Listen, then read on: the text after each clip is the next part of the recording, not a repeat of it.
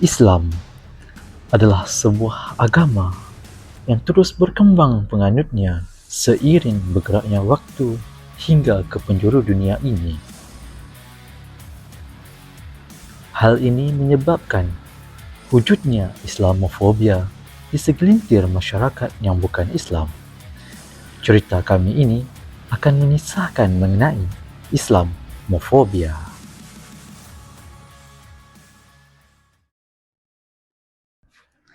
Assalamualaikum, bersama saya Muhammad Ikmal bin Mokhtar.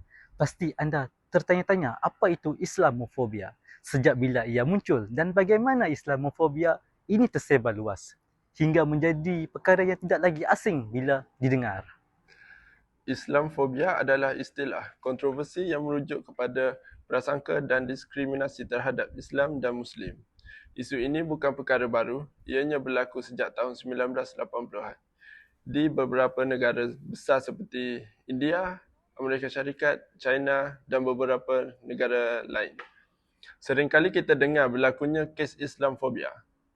Kontroversi ini membawa kepada penindasan terhadap penganut Islam dan ini berlaku melalui sosial, politik dan undang-undang.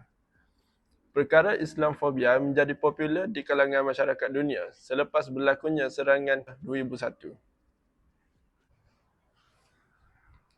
Oleh itu, Islamofobia yang telah berlaku membawa kesan yang sangat buruk terhadap penganut Islam dan bukan Islam dari segi mental dan fizikal.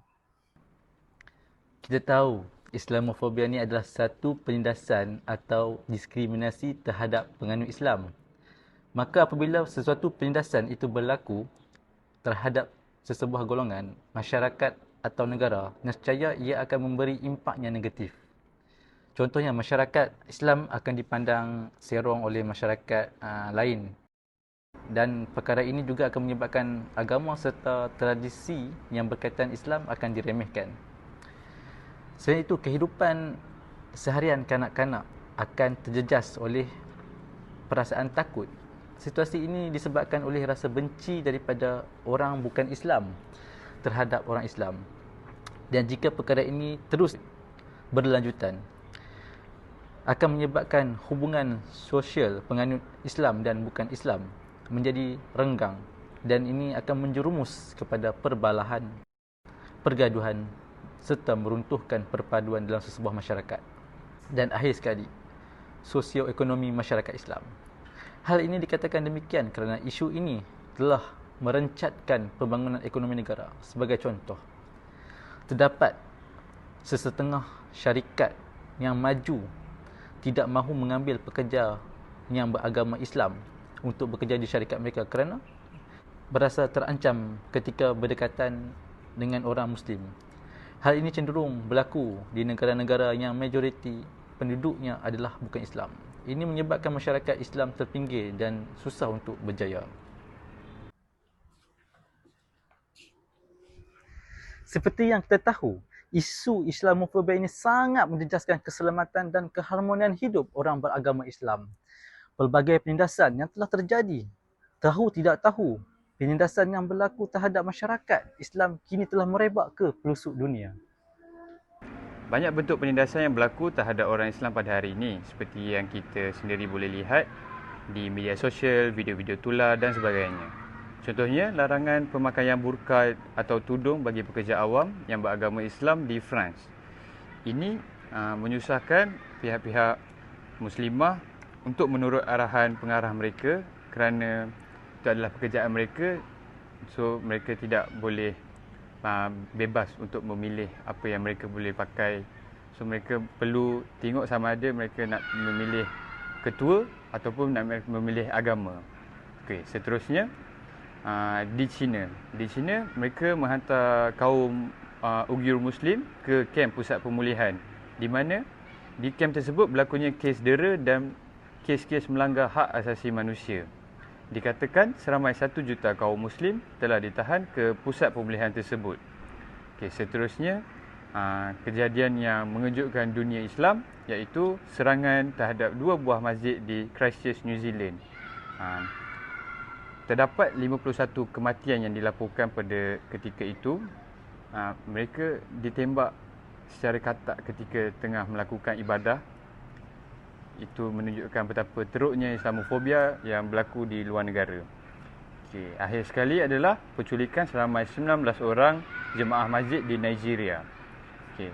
Dan kesemua-semua contoh yang saya telah kasih adalah bentuk penindasan terhadap orang Islam akibat daripada Islamofobia yang berlaku pada hari ini di luar negara. Namun begitu, kita tak boleh menyalahkan kepada orang bukan Islam semata-mata terhadap isu Islamofobia. Bagi mereka, Islam ni adalah agama yang rumit dan susah untuk difahami dengan pelbagai pantang larang, halal haram dan fahaman atau pendapat iaitu mazhab. Oleh itu, ia akan menjadi amat mudah untuk mereka salah faham atau memberi pandangan yang salah atau mengarut terhadap orang Islam. Saya rasa kita semua tahu tentang insiden serangan pengganas Al-Qaeda terhadap Amerika Syarikat pada 11 September 2001. Serangan ini amat terkenal dan sering dibual oleh golongan tua dan muda di laman sosial. Tetapi tahu tak, ada banyak lagi serangan ekstremis Islam yang berlaku di negara-negara lain seperti di Perancis dan jiran tetangga kita sendiri iaitu negara Philippines. Berikut apa yang saya akan ceritakan adalah antara serangan-serangan pengganas Muslim terhadap negara luar. Yang pertama, serangan di Paris, France. Pada bulan 13 November 2015, dunia telah digemparkan dengan satu berita bahawa Paris telah diserang oleh sekumpulan pengganas dari kumpulan pengganas ISIL. Serangan tersebut bermula apabila 3 orang pengebom berani mati melakukan serangan di luar stadium bola sepak semasa Perancis sedang mengadakan perlawanan bola sepak internasional. Serangan tersebut diikuti dengan sekumpulan lagi lelaki bersenjata memulakan tembakan secara rambang di sebuah kafe dan juga di sebuah restoran. Kumpulan pengganas yang terakhir pula telah memulakan tembakan secara rambang di sebuah konsert di Bataclan Theatre. Serangan tersebut berakhir pada keesokan hari pada pukul 12.58 malam apabila anggota Keselamatan Perancis berjaya mengawal keadaan di sekitar kawasan serangan. Penamatnya, seramai 130 orang awam terbunuh, manakala 416 lagi cedera semasa serangan tersebut. Serangan ini telah memberi satu impak yang besar terhadap negara Perancis kerana ia adalah satu serangan yang amat besar dan yang paling dahsyat yang mereka pernah hadapi semenjak Perang Dunia Kedua. Serangan ini juga telah memberikan imej yang negatif terhadap orang Islam oleh kaum yang bukan Islam kerana mereka mempercayai bahawa ramai lagi orang Islam yang ingin mengulangi serangan yang sama terhadap mereka. Yang kedua, serangan di Marawi, Philippines. Tanpa kita sedar, negara jiran kita sendiri juga turut menghadapi masalah yang sama.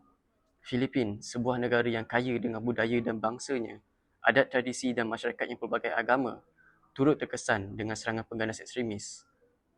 Pada 23 Mei 2017, negara Filipina telah digemparkan dengan berita bahawa salah satu bandar terbesar mereka di Kepulauan Mindanao jatuh ke tangan pengganas ISIS. Seramai 1,000 militan ISIS telah menguasai bandar Marawi dan pelbagai bentuk serangan telah berlaku, dari pembunuhan orang awam sehingga pembakaran gereja. Peperangan berlangsung di bandar Marawi antara militan ISIS dengan Angkatan Tentera Filipina dan ia berlarutan sehingga 5 bulan setelah anggota tentera Filipina berjaya menumpaskan 990 anggota militan tersebut. Penamatnya, seramai 87 orang awam terbunuh dan 1.1 juta rakyat dipindahkan dan bandar Marawi hancur akibat peperangan. Sehingga kini, bandar Marawi masih lagi dalam keadaan pemulihan akibat kesan peperangan yang dahsyat. Oleh kerana pengganas, imej agama kita menjadi rosak dan pendapat orang bukan Islam terhadap orang Islam menjadi terpesong. Mereka berpendapat bahawa agama Islam itu sendiri penyebab berlakunya serangan pengganas.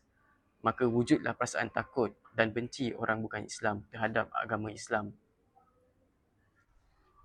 Islamofobia yang wujud pada hari ini tidak boleh dibiarkan begitu sahaja dan terus menjajah pemikiran orang Islam mahupun bukan Islam. Islamofobia ini berbahaya kerana ia mampu menyebabkan perbalahan dan yang paling berbahaya boleh menjerumus kepada peperangan. Perkara ini harus dibendung sepenuhnya. Maka ada beberapa cara yang boleh dilakukan untuk membendung Islamofobia ini. Saya akan mengulas tentang cara-cara mengatasi masalah Islamofobia. Masalah Islamofobia ni bukan perkara yang kecil yang kita boleh bawa mudah ya. Islamofobia ini perlu dibanteras pengaruhnya serta penularannya. Terdapat beberapa cara seperti media. Media adalah perkara utama yang perlu kita banteras dan kita perlu memberi perhatian kerana media sangat memainkan peranan yang besar dalam menyebarkan maklumat serta berita dengan pantas. Seperti yang dikatakan, maklumat hanya di hujung jari. Maka media harus lebih bertanggungjawab dalam memastikan kesahihan maklumat sebelum sesebuah maklumat itu disebarkan. Seterusnya, kita perlu membina kefahaman. Kefahaman ini dapat merangka strategi dalam program pendidikan yang komprehensif yang amat diperlukan dalam proses kefahaman tentang Islam kepada orang bukan Islam. Bahawanya Islam itu sebuah agama yang indah dan adil. Akhir sekali, Pertubuhan Bangsa-Bangsa Bersatu. Sewaktu Ministerial Meeting yang ke-62 di New York 2007, Pertubuhan Bangsa-Bangsa Bersatu, erti kata lain UN, telah menegaskan bahawa mereka menyokong usaha-usaha menangani isu Islamofobia. Saya akan berpesan sedikit bahawa Islam itu indah oleh Syekh Masyur bin Hassan Al Salman. Tema keindahan Islam sangat luas. Panjang lebar sulit untuk diringkaskan dengan bilangan waktu yang tersisa. Sebelumnya yang perlu kita ketahui adalah firman Allah Azza wa Jalla. Bismillahirrahmanirrahim. Innad dina indallahil Islam. Yang bermaksud sesungguhnya agama yang diredai di sisi Allah hanyalah Islam. Surah Ali Imran, surah ayat ketiga, ayat ke-19. Sesungguhnya Islam itu adalah sebuah agama yang indah dan adil. Maka tidak perlu Islam itu dibenci hingga wujudnya Islamofobia. Seperti yang kita tahu, Islam itu indah, adil dan sangat mengutamakan keselamatan, tidak mengira untuk penganutnya, bukan penganutnya, mahupun untuk setiap kehidupan makhluk di muka bumi ini.